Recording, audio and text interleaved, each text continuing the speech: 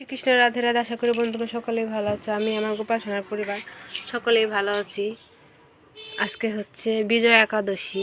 শৃঙ্গার সকলে দর্শন করো আর কৃপা লাভ করো। আসলে আমাদের বাসায় এখন এতটাই ফুলের সংকট যে ফুল ফুটতেছে না, তাই ভগবানের চরণে ভালো করে ফুল দেওয়া হচ্ছে না। তাই সকলে মহাপ্রসাদ আস্বাদন করুন। মহাপ্রসাদ দর্শন করলে দুর্ভোগ কাটে। আর বেশি বেশি করে এই দিন মালা জপ হরিনাম প্রচার করবেন। বিশেষ মালা জপ করুন, ভাগবতম গীতা সকলে পড়বেন। খারাপ ভক্তিদেবী তুলসী মহারানীকে দর্শন করুন আর অশেষ কৃপা লাভ করুন।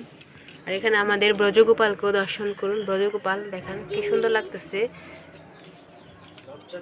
এই দুটো হচ্ছে আমাদের বৃন্দাবনের থেকে এনেছিলাম। এটা হচ্ছে কংসের কারাগারে যেখানে আমরা গিয়েছিলাম, তোমরা সকলে জানো সেই গোপাল। আর এটা হচ্ছে রামলালা, সকলে দর্শন করো। আর এখানে গোপালকে সকলকে শৃঙ্গার দর্শন করে। বেশি গয়নাঘাটি আজ পরানো হয় নাই, কারণ একটু সমস্যা ছিল, অনেক কাজ। আর এখানে আছে আমাদের লক্ষ্মীর আসন, সকলে লক্ষ্মীনারায়ণের আশীর্বাদ ও কৃপা লাভ করুন।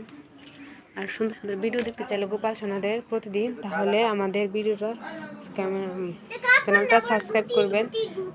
নৃসিংহ ভগবান গৌরনিতাই মহাপ্রভুকে দর্শন করুন। আর এখানে ভেঙ্কটেশ্বর গোবিন্দজিকে দর্শন করুন। আর এখানে সবার প্রথমে যে আমি বৃন্দাবন গিয়েছিলাম ইস্কন মন্দির কৃষ্ণ বলরামের সিঙ্গারটা কেমন হয়েছে অবশ্যই কমেন্টে বলবেন। আর যারা এখনও আমার চ্যানেলটাকে সাবস্ক্রাইব করেননি, প্লিজ অবশ্যই সাবস্ক্রাইব করে দেবেন। পাশে থাকা বেল আইকনে ক্লিক করে দেবেন।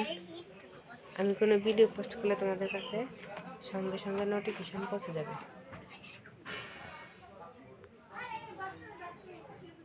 এখানে আমাদের রাধা মাধবকে দর্শন করুন।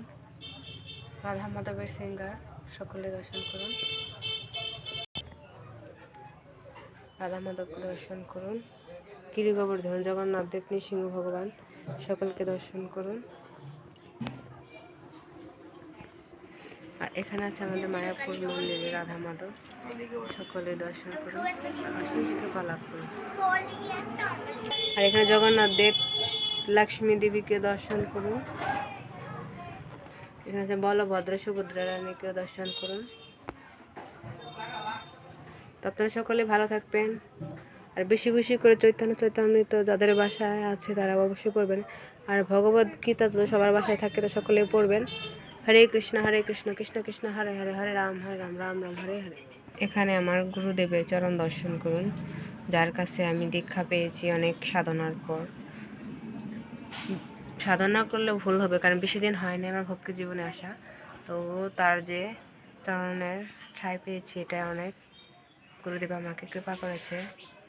আপনারা সকলে ভালো থাকবেন। আমার গুরুদেবের জন্য আশীর্বাদ করবেন, যাতে সবসময় সুস্থ সবল থাকতে পারে। তার সকল ইচ্ছা যেন ভগবান পূরণ করে দেয়।